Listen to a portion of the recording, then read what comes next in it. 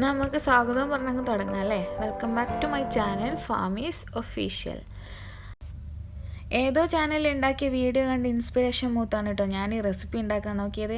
Butter chicken മസാലയാണ്. പക്ഷേ എങ്കിൽ അതിൻ്റെ കൂടെ ഇൻസ്പിറേഷൻ മൂത്ത് ഞാനൊരു ചിക്കൻ ടിക്ക മസാലയും കൂടെ അങ്ങ് ആഡ് ചെയ്ത്.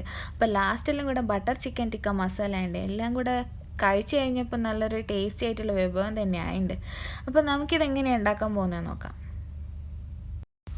അങ്ങനെ ഞാനിവിടെ പീസാക്കിയ 300 ഗ്രാം ചിക്കൻ എടുത്തിട്ടുണ്ട്. അതിലേക്ക് നമുക്കൊരു 1/2 ടീസ്പൂൺ മഞ്ഞൾപ്പൊടി, 1 ടീസ്പൂൺ മുളക് പൊടി, 1/2 ടീസ്പൂൺ കുരുമുളക് പൊടി, 1 teaspoon chicken tikka masala, 1/2 teaspoon ഉപ്പ്, 2 ടീസ്പൂൺ തൈരും കൂടി ഇട്ട് നന്നായി മിക്സ് ചെയ്തെടുക്കാം.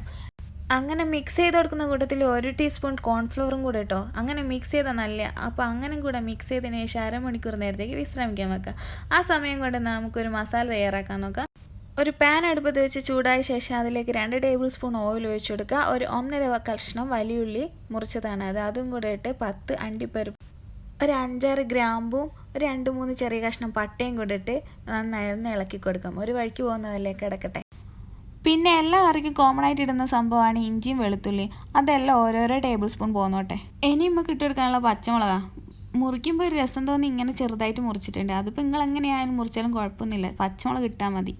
അങ്ങനെ ഞാനൊരു 6 പച്ചമുളകാണ് കേട്ടോ ഇവിടെ എടുത്തത്. ഇനി നമുക്ക് നമ്മൾ തക്കാളി ഇട്ടെടുക്കാനുള്ളത്. അങ്ങനെ ഞാൻ ചെറുതായിട്ട് കുനുകുനാന്നരിഞ്ഞ ഒരു തക്കാളിയാണ് ഞാൻ ഇട്ടെടുത്തിരിക്കുന്നത്. നന്നായി ഇളക്കി കൊടുക്കും. ഇങ്ങനെ ഇളക്കി കൊടുത്തതിന് ശേഷം നമുക്ക് ഇനി സാൾട്ട് ടു ടേസ്റ്റ് 1/2 ടീസ്പൂൺ ഉപ്പും, 1/2 ടീസ്പൂൺ മഞ്ഞൾപ്പൊടി, 1/2 ടീസ്പൂൺ കുരുമുളക് പൊടി, 1/2 ടീസ്പൂൺ മുളക് പൊടി ഇടുമ്പോൾ കുറച്ച് ശ്രദ്ധിച്ചാൽ എല്ലാത്തിലും മുളക് പൊടി ഉണ്ട്. നമുക്ക് പൊഞ്ഞിട്ടിരിക്കാൻ പറ്റില്ല. പിന്നെ നമുക്ക് ഇട്ടെടുക്കാനുള്ളത് കാശ്മീരിയാണ്. 1 ടീസ്പൂൺ കാശ്മീരി പൗഡർ കളറിന് വേണ്ടിയിട്ട് ഒന്ന് ഇളക്കി കൊടുക്കുക. എന്നിട്ട് നമുക്ക് ബാക്കിയുള്ള മസാലയും കൂടി ഇട്ട് കൊടുക്കാം. 1 ടീസ്പൂൺ മല്ലിപ്പൊടി, 1/4 ടീസ്പൂൺ ഗരം മസാല. ഇനിയിപ്പോൾ ഇട്ടെടുത്തിരിക്കുന്ന മസാലേൻ്റെ പച്ചമണം മാറുന്നതിൻ്റെ ഒന്ന് ഇളക്കി കൊടുക്കാം. പച്ചമണം മാറിയ ശേഷം നമുക്കൊരു കപ്പ് വെള്ളം കൂടെ ഒഴിച്ചു കൊടുക്കാം. ഇനിയിപ്പോൾ ഇതൊന്ന് നന്നായി വെന്ത് വരട്ടെ. ഒന്ന് മൂടി വെച്ചേക്കാം. ഒരു 10 മിനിറ്റ് കഴിഞ്ഞപ്പോൾ തന്നെ നമ്മളെ സംഭവം വെന്ത് വന്നിട്ടുണ്ട് കേട്ടോ. ഇനി നമുക്ക് ഇതൊന്ന് ചൂടാറാൻ വേണ്ടി വെക്കാം.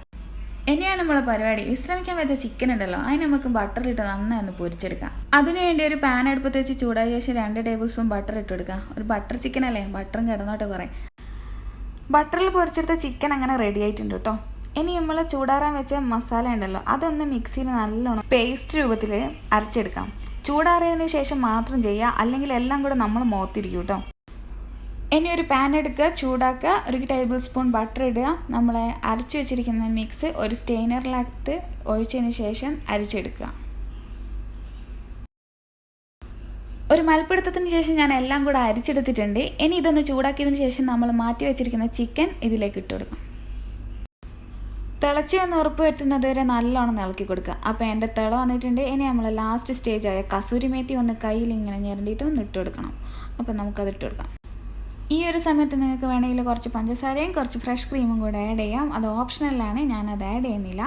അങ്ങനെ നമ്മളെ ബട്ടർ ചിക്കൻ ടിക്ക മസാല ഇവിടെ റെഡി ആയിട്ടുണ്ട്. ഈ ഒരു റെസിപ്പി വീഡിയോ ഇഷ്ടപ്പെടുകയാണെങ്കിൽ ലൈക്ക് ചെയ്യുക, ഷെയർ ചെയ്യുക, സബ്സ്ക്രൈബ് ചെയ്യുക. Thank you for watching.